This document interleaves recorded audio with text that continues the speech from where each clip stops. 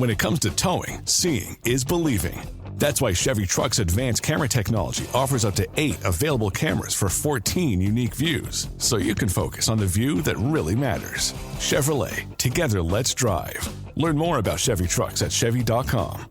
Safety or driver assistance features are no substitute for the driver's responsibility to operate the vehicle in a safe manner. Read the Vehicle Owner's Manual for important feature limitations and information.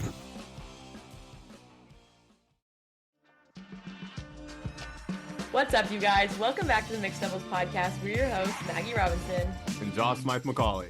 We're former D1 athletes and co-workers in a major professional sports league with a passion for all things women's sports.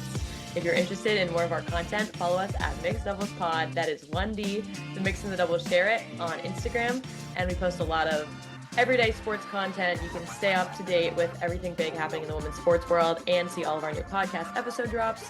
So please give us a follow. All opinions stated here are our own and have no affiliation with our employer whatsoever. Been waiting to say that. I feel like I haven't been on the pod in a little bit. And I feel that scratch an itch. That's my line. That's my line. So no, I'm happy to be back. You've done a fantastic job. My roommate was on the podcast. That was so much fun. Shout out Ernesto. There's been so much going on. I feel like it's really just been the Olympics. But that's so many sports in one. That's like a huge deal.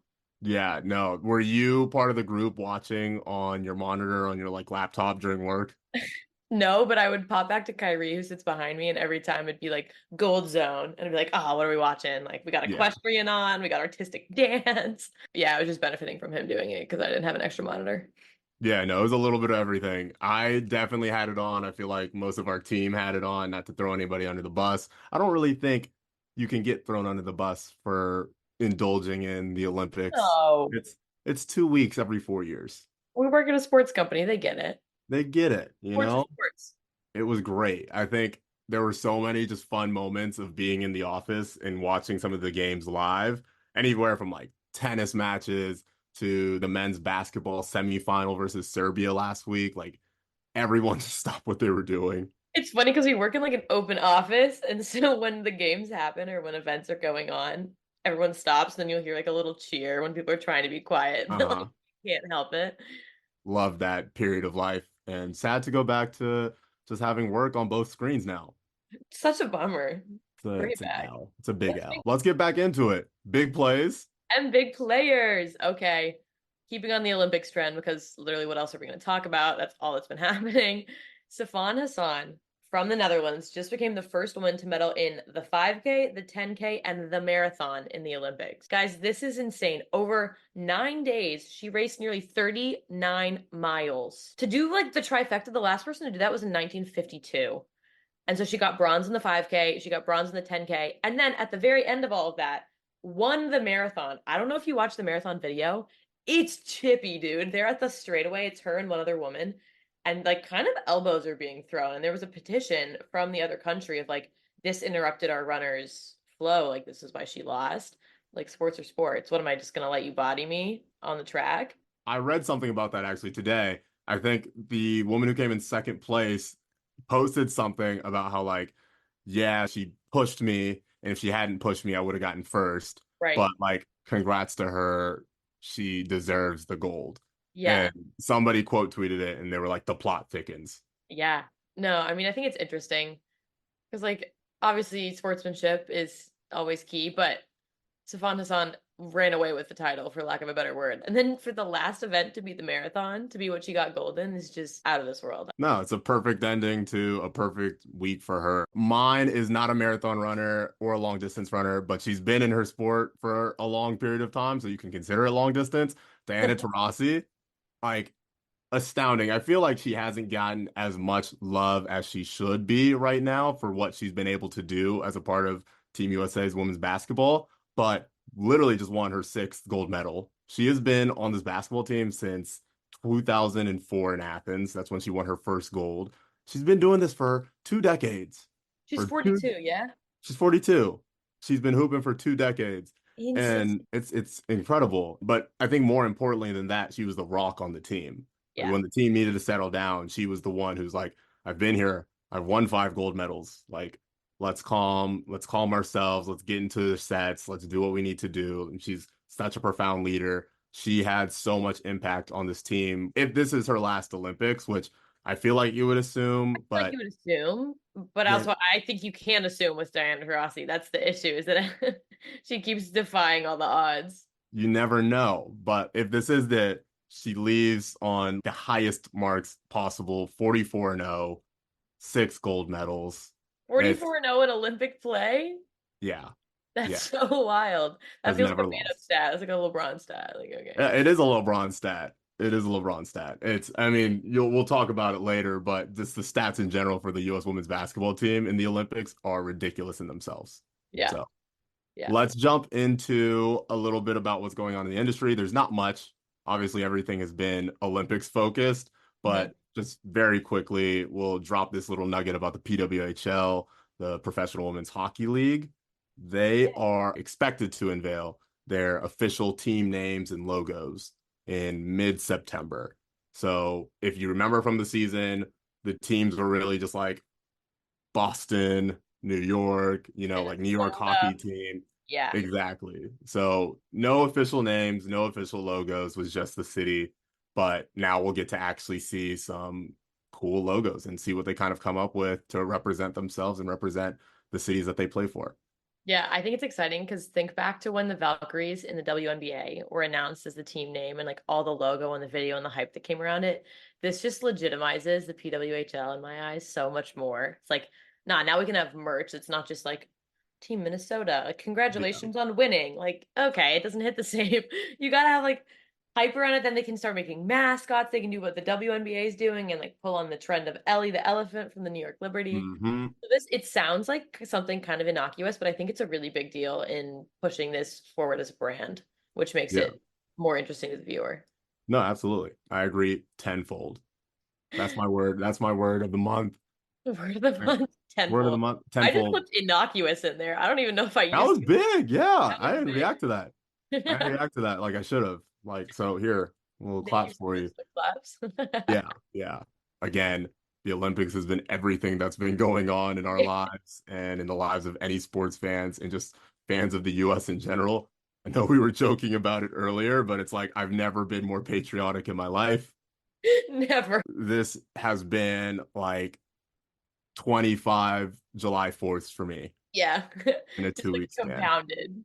Yeah, it's been amazing, but wanted to do an Olympics recap to kind of talk about what's happened over the last 2 weeks. I know you Mhm. did a nice kind of midway recap last week, but just kind of jumping into the last week of the Olympics and what's gone on here. If you want to kick us off, and then I can talk about the closing ceremonies because I watched a little bit today. It's fantastic. Absolutely. So, as you guys have probably seen, the US has been so dominant in the Olympics this year. Like we're talking men and women. I feel like every time you turn the channel on, there's like we just won something. We're on the podium. We've placed for something. Like won an incredible amount of medals. But what I think is the best stat is that the US women have won 65% of those gold medals for Team USA. They have been carrying the US on their back. 65% of all gold medals for Team USA come from the women. It's Do not insane. write us off. Thank you, please. And if you put funding behind them, we can be incredibly successful, more successful than the men. Not that it's competition, but it's always competition. So Oh, it's the Olympics. This is literally competition this at is its literally very best, at its finest. Yeah, the number is crazy when you look at it, right? It's 26 gold medals that the woman accounted for, the US woman accounted for, and then 67 medals total that just the US woman alone accounted for. wow. Like Oh my gosh. they would be the third highest medal count if they were their own country. Wait, that is Like so crazy. yeah, no, I'm looking at the medal count right now. So the US led the way with 126 total. You got Yeah. China, 91, and then Mhm. Japan with 45. So 67 medals. Not only are you third, but you're third by a good little margin. Yeah. So they really kicked butt. And it's just like so cool to see them. There's so many stories that we'll get into. But I do want to talk about the closing ceremony because I Mhm. thought it was fantastic just as a fan watching. The Olympics in 2028 are going to Los Angeles, so they always try to do a transition as far as like passing off the baton, right? Yeah. hypothetical baton from Paris to Los Angeles, and how are they going to do that, and getting really good US representation there. So the first thing that was really cool was they had her sing the national anthem, That's and so good. like killed it. Her has been having a year. She's had a little guitar solo with Usher at the Super Bowl in February, killed it, like crushed. She was phenomenal. And then from there, they had Simone Biles represent the US in carrying the Olympic flag at the closing ceremonies. And then, funny enough, they got passed off to Tom Cruise, who hopped in a plane, took it to the US, jumped out of the plane, took it to Snoop Dogg and some other people, and they performed on the beach. That is so American. The fact that Yeah. we passed it off to Tom Cruise, who jumped out of a plane, and said, Top Gun again. Here's me in Yep. my jumpsuit with the American flag. Yep. Also, can we just take a pause and talk about Snoop Dogg?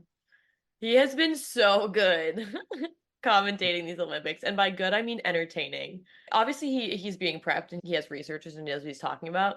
But it's so refreshing to have announcers who just are so off the cuff with it. It feels like you're in the room with them just having a conversation. Because sometimes it feels so forced and stilted when they're talking.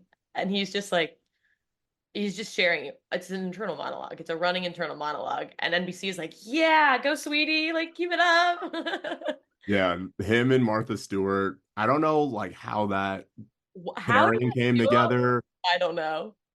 but it's one of my favorite in this world. Good. It's They were so good. fantastic. Yeah, he was phenomenal with the Olympics. It was really cool to see NBC kind of utilize all these different types of personalities in Mhm. different segments. Like you had Colin Jost from SNL in Tahiti Yep. covering surfing and would have his suit on and then his shorts, and they would oftentimes pan to the shorts. And then Kevin Hart and Keenan Thompson doing their kind of late night thing. They had some really big heavy hitters. We talked about one of them. I'm Call Her Daddy. Alex Alex Cooper. Cooper. Oh, it was funny. It was funny. They had Alex Cooper with Kaylee Hartung doing all the soccer games, and it's so funny. All the clips I saw online. Alex is again incredibly knowledgeable and played the sport herself, which like gives her credibility. Oh, I didn't know that. Yeah, she played at Boston University. She played D1. Oh, Yeah. what? I had Yes. no clue. She can back that up, which gives her like a little What? layer. But no, something so good about her is that she's so authentically herself on all. That's what makes her so good is that you're just getting Alex. She's not putting up any fronts. And she carried that same energy into this, where she's just kind of dicking around, for lack of a better word, and having so much fun. Yeah, That's I think awesome. it's just like the way forward for big sporting events is tapping into different personalities to really capture different audiences. Yeah, I feel like they did a good job of executing it. As fans, we watch, so you're welcome. Yeah, we'll talk about gymnastics. Last week, we saw Jordan Chiles win a bronze medal after a dispute during the floor routine. So originally, she was in fourth after her score, and the US disputed the score, kind of ushering an inquiry. And the inquiry came back that they had scored improperly, and so awarded her the necessary points, and that vaulted her into third place in the bronze medal. Hmm. However, the Court of Arbitration for Sport found that the inquiry was improperly given because it came after what the benchmark is 1 minute. So after your routine, you have 1 minute to suggest an inquiry. And they're saying that it happened 4 seconds after that 1 minute. And so, due to that, they are stripping the bronze medal away from Jordan for something she has absolutely no control over, which is a little bit ridiculous. The US is, of course, appealing, and they're saying, Yeah. hey, bruh, we got video evidence of us giving our inquiry report before the minute mark. So we'll see if that's true. I hope it is, because it's just like, it's ridiculous for the athlete to have to kind of deal with that. That is so unfair. Like, truly, that's unfair. It's out of her hands. It is something that she had no control over.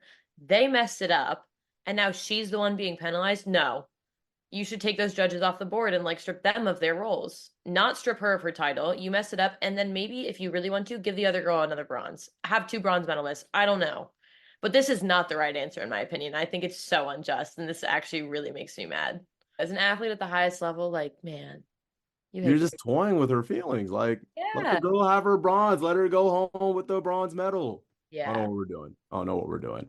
Okay. Quickly recapping volleyball, it was a lot of fun watching. I watched a good amount of games, watched the game that the US played to get into the final, and unfortunately, they lost against Italy, who was the world number one. So, not a surprise, but you would have loved to see them bring home another gold there, but they played their ass off. Like, it was so much fun watching our US women's volleyball team in the Olympics, and they just played well together. No, it's one of those things where, as an athlete, it's like, yeah, you hate to lose, but if you're gonna lose, you might as well lose to the best team there is. It's like, you know what? That feels as just as it's gonna be. Like, Yeah. fair and square. But volleyball is such a fun sport to watch when you get to the high level that they're at. Like, these women are so powerful, and the way that they're just like hitting balls over and getting digs, it's like it's a crazy athletic feat.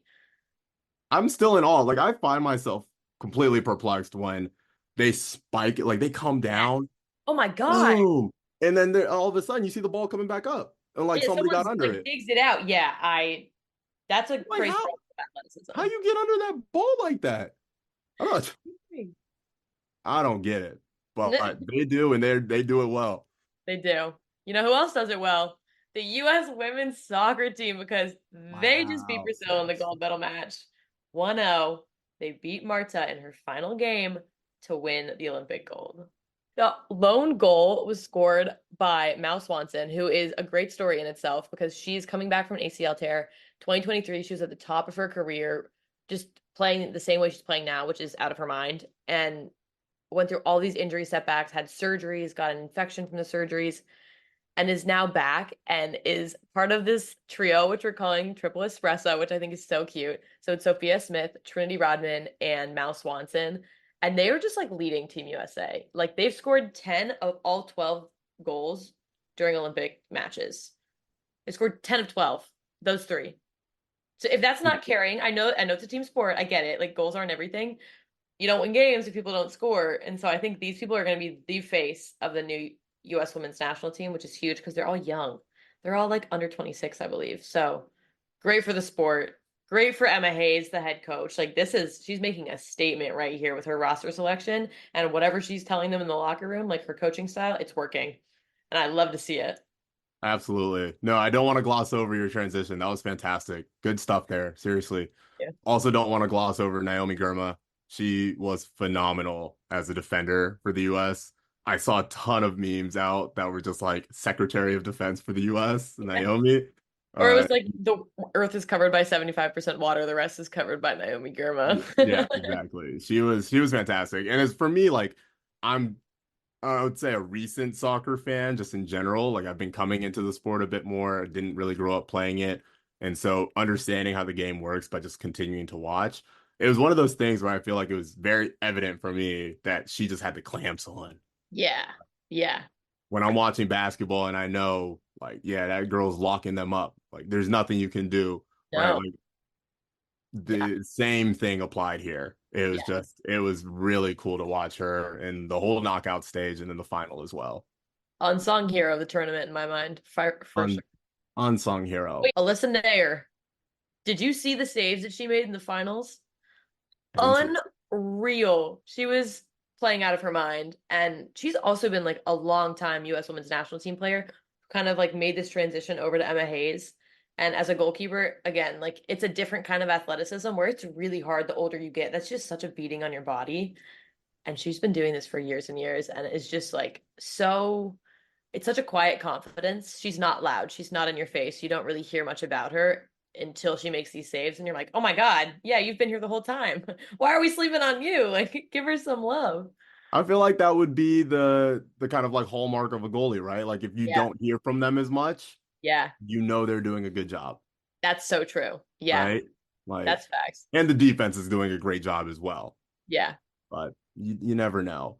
Um, I was gonna say won't be as great of a transition as yours, but jumping into basketball, yeah, because it's like like Little jump, we're kicking it jumping, off. we're jumping into basketball. Before this game, so I'll start off with this. The U.S. women played France this Sunday in the gold medal match. It was actually really cool because you had the U.S. and France playing in both the men's and women's gold medal match. In So great Paris. in Paris. So obviously an away game. If Script writers yeah, script on writer going it. crazy, going crazy. But for the women going into this game, they had an average margin of victory above 20. So they were beating teams by like 20 plus points every game going Cakewalk. into this gold medal match. Like handily beating teams. Insane. This match had my chest beating, my heart thumping. I I woke up this morning, that game was at like started at like 9:30. Like, why am I stressed? Yeah. And it's not 9:30 even on a Sunday. it's not even 10 a.m. I'm over here watching this game, and these women had me, they had me stressed out. But, but what Team USA does, we prevail. That's what we do. Diamonds under pressure, baby. Diamonds under pressure. And when it came down to it, the usual suspects did what they had to do. The U.S. women's team ended up winning super close, 67-66.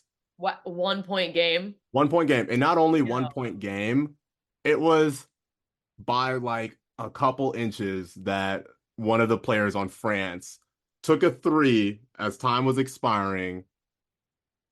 Foot was touching the line. You No know, way. When I if saw she that had shot, it was a crazy shot that she made. crazy shot. Like buzzer beater, and you're like on the edge of your seat, like, oh my God, did she tie it up? Are we going to OT? Yeah, I saw it, and in real time, I was like, okay, I think that was a two. Yeah. But like when you look at it, her foot could have been. I mean, if she had just had her foot back a little bit, oh, we'd be going into OT, and that place would have been rocking. But it was such a fun tournament for the women's team, and I think they talked about it after the game. But one of the words was relief. You think about the amount of pressure that these women were under before this game, going into this gold medal match, they had won 60 games in a row. I told you we were going to talk about LeBron type numbers. They had won 60 Olympic games in a row. Oh my God. So you think about like the amount of pressure Don't mess that up. on you as a team, on Yeah. you as a player, as a teammate, to be like, we're not going to be the ones that mess up this streak, that don't get Diana her sixth gold medal. But there's no better games to watch than that. You know, It's you pretty, don't love seeing that's a blowouts. great final. Yeah. Great final. So Asia Wilson ended up winning MVP of the Olympics tournament, and then, had some other US representation on kind of the all five team that they released. Brianna Stewart was the other US person. And then they had some other ones from France, Gabby Williams, Australia, Alana Smith, and then from Belgium, Emma Messiman. So really cool to see these other women step up. And I know it's been seen in kind of the men's side of this international basketball, but just these teams starting to elevate. And I Yeah. was talking about it with a friend of mine this past week, but like when you think about how dominant the women have been in international basketball play in both FIFA or FIBA and the Olympics, you always try to compare that to the men's, and it's like all these other countries are starting to catch up to US basketball, and you Right. have MVPs of the NBA that are from Serbia and from Greece, etc. I think the fun thing to think about for where the future of the WNBA and the future of women's basketball is, like, we're just now seeing the growth that we want domestically in the US. Hmm. And I think given the popularity that it's gaining, you'll start to see that internationally in the next couple of years. And if this Olympics has done anything, I think it's been great for the game and great for visibility. And then this game being as close as it was, I think definitely pushes these young people to be like, yeah, I can be a part of a team that can upset the US. Yeah. So hopefully you'll start to see just more and more international players join the ranks of the WNBA. Yeah. That's a super exciting time for women's basketball for sure. Just thinking of all the youth and all the international movement it's big time. The youths, The youths. youths. Let's go to track and field. Shall we? Shall we? We shall. There was a lot. There was a lot here. It was a great time to watch. I was sitting there watching highlights on YouTube and I was like, oh my gosh, every video I watch, it keeps getting better and better. It was phenomenal. I'll tell you, like, I was watching the heptathlon because I think it's just a really incredible feat of nature. Yeah. But it is interesting because so the women do a heptathlon, which is 7 events, and then the men do a decathlon, which is 10 events. Yeah. I think there's just an evidential queen of the Olympics heptathlon, and it's Belgium's Nafissatou Thiam. Hmm. She's incredible. Like she came in, she won her third straight Olympic gold. No other woman's won three. Wow. And the thing with this is it's 7-1. Like this is not just, oh, I'm really good at sprinting. This is I'm good at seven different events that are not really tied to each other at all. Like one is discus, one's shot put, pole vault is in there, and then it's like the 100-meter hurdles, the 400. I I don't even begin to understand what the training schedule for this has to look like. And then for her to be so consistent to have won three straight gold medals in this is just astounding. Yeah, she crushed, and it was really fun to watch that one. Again, another one I was watching during work. Thank you. Definitely, thank you. Obviously, got to talk about City McLaughlin. What a woman. She's the moment. She is the Nope. moment. She was the moment. She was the moment. She was the clear face again of this track and field team. She did her thing. She broke another world record. She broke her world record by 3/10 of a second.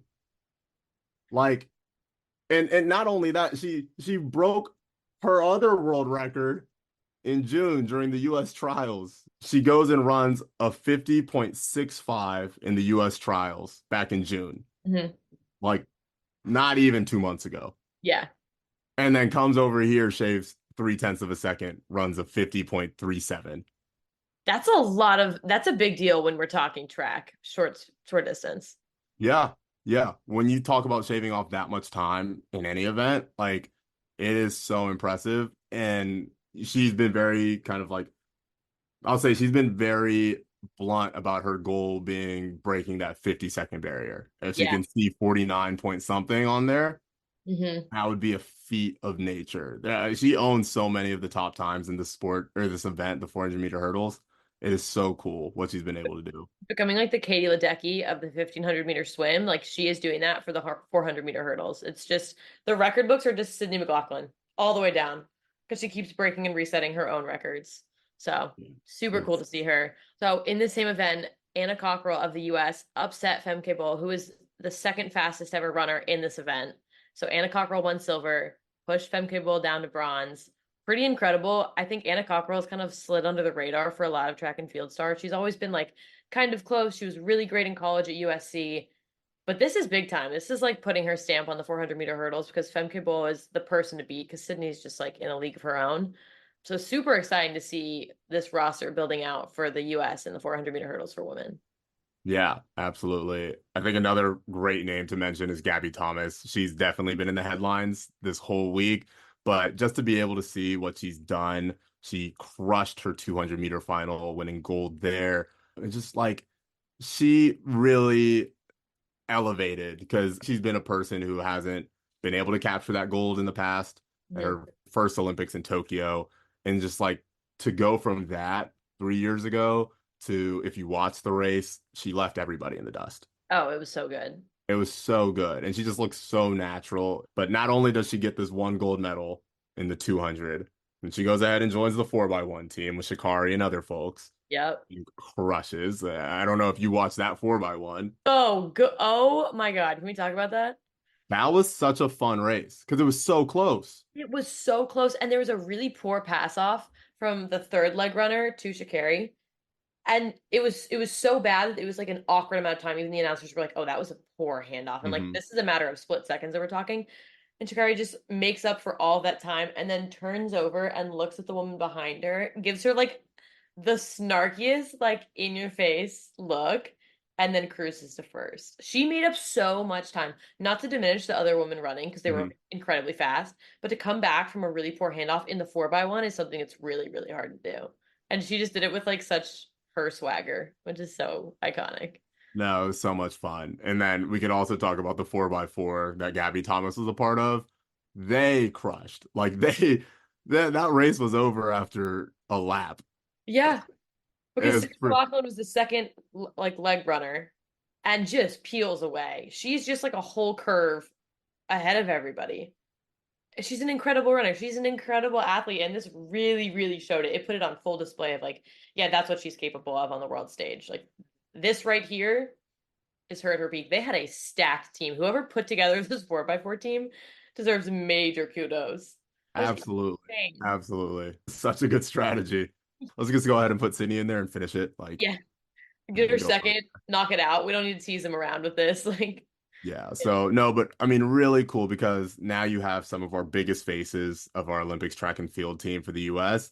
And, Sha'Carri leaves with 1 gold, 1 silver. Gabby Thomas leaves with 3 golds. And then Sydney McLaughlin leaves with 2 golds to her name. So, just like really cool to see all of them get to accomplish so much and just have fun doing it. Those relay races are so much fun to watch.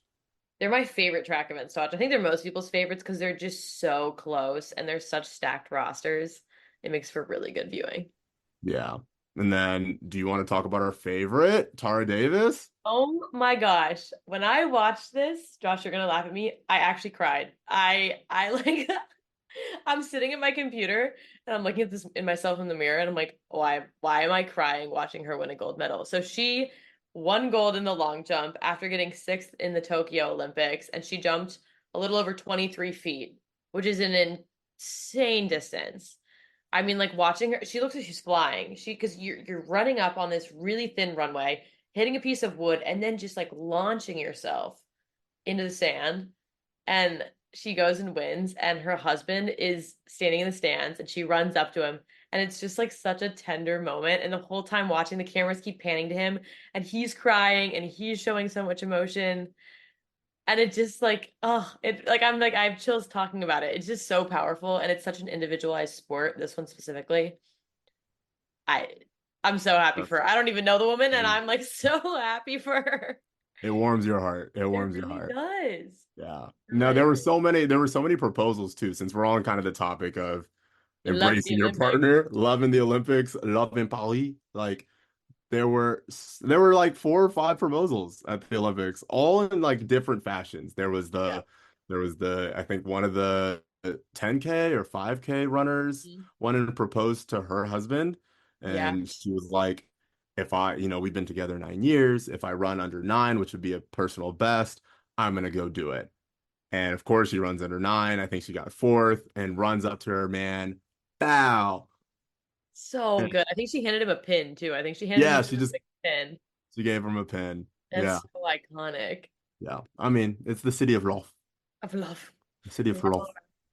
Yeah. I think there were 2 really things that were inspirational to me on the women's side of the Olympics, Mhm. and was just amazing to get to see these 2 women accomplish what they did for their country, for themselves, and then more specifically in this boxer's case for the Olympic refugee team. So boxer Sydney Ngamba became the first ever refugee Olympic team athlete to win a medal. She won bronze in her weight class, 75 kilograms, which I'm still trying to figure out how many those are. I don't know. I can't do that math in my head. Doesn't make sense. Slash, I kind A of refuse to. Is that patriotic of me? I don't know. little bit. But for background on her, she was born in Cameroon in Africa and moved to England when she was 11 years old. Picked up boxing at 15. She started off in the beautiful game in soccer and then transitioned to boxing, and obviously is an Olympic medalist. So has just gotten to take that so far. Yeah, and so cool to be on the Olympic refugee team. I think we mentioned it beforehand, but just a little background. So the refugee team brings together people from all over the world whose countries are in areas of like great violence, or they're just like economically distressed where they can't provide for their athletes to have like a training space or even like to have a part in the Olympics. So they apply and they can get selected by the refugee Olympic team, and so she is now on that team getting to represent them. It's a really special moment. Like it just shows you the power of sports and the power of the Olympics of anybody in any circumstance is capable of so much. And I think this really showed it. Yeah, no, I 100% agree. And then lastly, Algerian boxer Iman Khalif, who was in the news last week for just some really disturbing things that were said. She was wrongfully subjected to a lot of transphobic and misogynistic comments from a lot of very popular people on the internet, but kind of came about as she won her first match against, I think, an Italian boxer who kind of claimed like, this is not a woman. I've never been hit this hard. And all of a sudden, people were like, oh my God, she's not a woman. She's transitioned. Why are we having, a man compete against women? And was just very like wrongfully accused in this situation because she has been a woman her whole life. She was born a woman. Also, No. I mean, ethnically, people look different. That's what I, it's so ignorant to say what they were claiming about her of like, oh, she looks masculine. Oh, she's too strong. No, maybe she's just stronger than you. And she proved that by winning gold in the women's final. She shut up all the haters and said, okay, you can claim these things all you want, but guess who's an Olympic gold medalist and you're not? Yeah. And I am a woman. And keep your mouth shut. This is none of your business. Yeah, no, there's a lot. I mean, there's so much that goes into a lot of the hate that she got. And I think part of it too, as you said, like the complexion of people and their background and where they come from. This has happened in the past too. But one of the things that people were claiming was like, oh, well, her testosterone levels were really high. And, she tested to be above the testosterone level in another kind of governance board for boxing internationally that the IOC doesn't necessarily recognize anymore. So that's why. It's been researched that women of color have, on average, more testosterone than white women, especially in the Western world. So that alone, but there's just so much that went into this. So it's amazing to get to see her end up on top, do what she went there to do, kind of block out all the noise. Her country was 100% behind her. The president came out and said all these great things. So it's like she's just been able to block everything out and go and finish the Olympics with the gold and go get to enjoy that with her family and friends. Like, love to see it. Nothing better than Great that. ending to the Olympics and our Olympic recap. Absolutely. I'm gonna be so sad in the office. What are we gonna do? Work? Oh my God. What am I gonna talk about? What's that water cooler chat gonna be like? I don't know. Gonna have to get real creative. I'm gonna be like, how are the Olympics for you, bro? How was the viewing experience? Did you like Gold Zone? What do you think of the announcers? I really want to see how long I can drag that out. Like if I'm asking about the Olympics a month from now, I'm like, if you hear Josh in the office mid-September, someone check on it. Seriously. Like, oh my God. I know there was an NFL game on last night, but like, did you see Sydney McLaughlin in the 400-meter hurdles? A month ago? 2 months ago? I don't know. But as always, thank you for listening. Maggie, take us out. You guys know where to find us on all the big platforms. We're on Spotify. We're on Apple Podcasts. We're on iHeartRadio. We're on Amazon Podcasts. Hit us a follow there. Throw us a little 5 stars if you're so inclined. We love the feedback. We love the love. And then also give us a follow on the Instagram at Mixed Doubles Pod. That's 1D. You already know. The Mix and the Double Share it. And you'll stay up to date with all things that Josh and I are doing with this podcast, as well as women's sports news, women's sports business, and just come along for some good memes and some good content. And wow. We out. Thanks for watching, and we'll catch you guys next time. Yeah. Read that again.